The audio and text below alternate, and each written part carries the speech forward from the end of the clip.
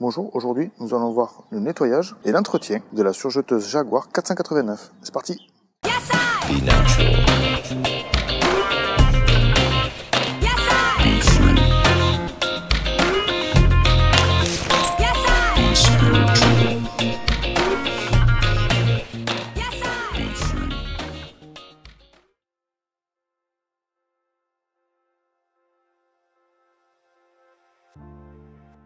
Alors pour commencer, on va bloquer les fils parce qu'on risque de manipuler la machine par-dessus, par-dessous et il ne faudrait pas que les bobines elles tombent. Alors le gros problème des surjeteuses, c'est qu'elles coupent le tissu et en coupant le tissu, ça génère généralement pas mal de bois. Pour commencer, on s'équipe de pinceaux. Nous on propose un kit composé de 2 pinceaux et d'un goupillon. Alors celui-ci, c'est pour aller dans les zones sales. Et celui-ci, c'est pour aller dans les zones sèches. Parce que si vous utilisez celui-ci qui sera avec du gras dans des zones sèches, vous allez vous retrouver à répartir du gras à des endroits où il n'y en a pas besoin. Par exemple, ici, on peut voir qu'il y a déjà de la moumoute. Et si on commence à mettre du gras ici, ça va graisser le fil à chaque fois et c'est pas bon. Donc, on n'hésite pas à enlever le plus gros au pinceau. Voilà. Mais sur des zones comme ici, sur le bras d'aiguille, si on veut nettoyer au pinceau, on ira avec celui-ci. Car cette zone sera graissée. Pas beaucoup, mais elle le sera. Après, vous le savez, tout se passe vers le bas. Donc on ouvre le capot. Et là, c'est la boîte de Pandore. Alors, il y a 2 solutions. Soit on y va au pinceau avec celui-ci parce que c'est une zone qui sera susceptible d'être graissée. Donc le pinceau, c'est sûr que ça enlève le plus gros. Ça fait pas de bruit. On maîtrise à peu près les déchets. Et après, il y a une autre solution. Voilà. Vous voyez, avec le pinceau, on va quand même assez bien. Avec le goupillon, on peut aller chercher dans les zones difficiles à atteindre. C'est pas mal du tout. Déjà, vous voyez, on a déjà enlevé beaucoup de choses. Alors là, vous avez remarqué qu'on n'est pas dans le décor habituel, on est à l'extérieur. Parce que je vais vous proposer une solution qui est beaucoup plus radicale. C'est l'air soufflé. Alors sur la boutique, vous aurez en description, juste là, regardez, hop, une bouteille de gaz qui est d'air, qui est composée d'air, mais aussi légèrement de quelques détergents, pour nettoyer les zones sensibles comme l'intérieur des machines à coudre, qui sont un peu sensibles, et vers lesquelles on ne peut pas forcément passer les doigts ou le pinceau. Alors moi aujourd'hui, je ne vais pas le faire avec une bombe, parce que je suis équipé d'un compresseur d'air, mais c'est exactement pareil. Donc là, vous avez ma soufflette. Ouais, c'est un outil qui sert beaucoup. Et on y va doucement. Pas besoin d'y aller comme un furieux.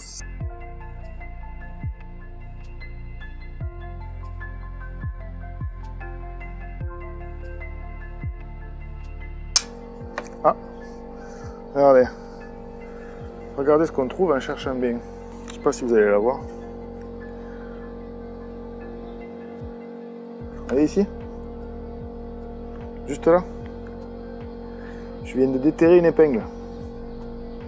Une épingle qui a eu la bonne idée de passer dans le couteau à un moment donné et qui m'a obligé à la remplacer.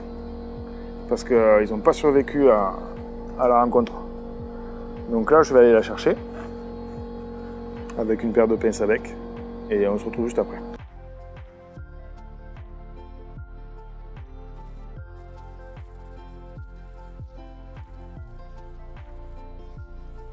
Voilà, bon, on va remettre ce carter. Alors, la Jaguar 489, c'est une machine qui est une marque qui n'est pas super connue, mais nous, c'est notre machine préférée, dans le sens où elle n'est pas super chère et elle est d'une performance incroyable. Cette histoire de bras qui s'ouvre permet une maintenance plus simple, un enfilage assez clair. D'ailleurs, il faudra le refaire. On vous fera une vidéo de présentation sur l'enfilage de la Jaguar. Ça va pas tarder. Donc voilà, là vous quand même, c'est carrément plus propre que ce que c'était. Hein. Donc là le bruit que vous entendez c'est le compresseur d'air forcément, hein. Ça consomme pas mal d'air cette histoire. Donc là, on a nettoyé ici à la soufflette. Le problème c'est qu'on a fait un peu rentrer de... On a poussé, hein, forcément. Ici vous l'avez vu, c'était pas mal sale. Alors on est revenu sur une machine beaucoup plus propre. Hop. Je la ferme pour le moment. Maintenant, on va démonter le haut. Voilà, on voit le mécanisme d'aiguille, la LED, le mécanisme du pied. Dans l'ensemble, c'est très propre. On va quand même se permettre un petit coup d'air.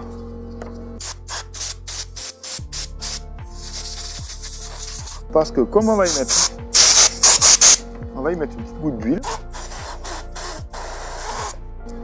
On va aller mettre une toute petite goutte d'huile sur le bras de l'aiguille ici, mais par le dessus. Mais c'est vraiment un tout petit peu, ça va ruisseler le long du bras et rester légèrement gras, ça suffira pour la lubrification de la machine. Si on en met plus, après ça dégouline jusqu'à l'aiguille et forcément ça vient tacher vos ouvrages, c'est dommage. Donc là, on va essayer de faire proprement, on va essayer de vous montrer un peu mieux. L'objet du délit, on veut graisser l'axe d'aiguille juste ici.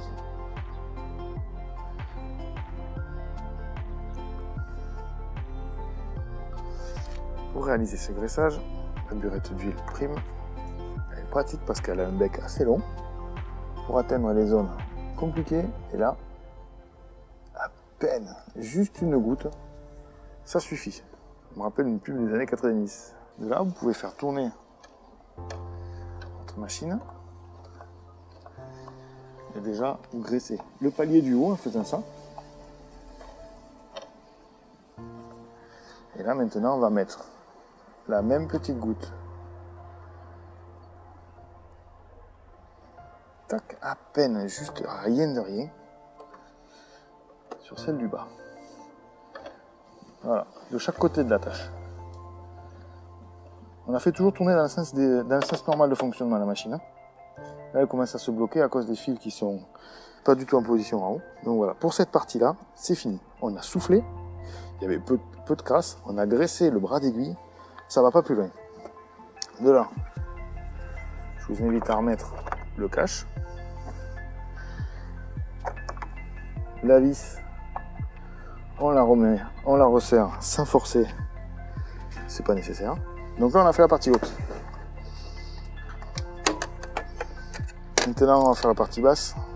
Donc là, le graissage en bas, il est simple. C'est le boucleur supérieur qui doit bénéficier parce qu'il coulisse ici. D'accord ? Donc, on l'a bien nettoyé. Maintenant, on y met une petite goutte, mais là, déjà, il y en a beaucoup là. Hop, on actionne un petit peu. Ok. Allez, et là, vous voyez, il y a du surplus là. Ici, c'est un peu grand. Hein. Donc, je vous invite à prendre un torchon qui craint rien. Hop. On pompe un peu l'excédent parce que de toute façon, toute la poussière de coupe va venir s'agglutiner sur cette huile. Alors il vaut mieux pas qu'il y en ait trop. Voilà. Le métal d'origine est déjà trempé avant la construction de la machine. Le métal il est trempé dans l'huile, ce qui fait qu'à cœur il contient déjà de l'huile.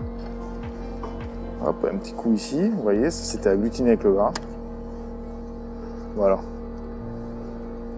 Deuxième chose.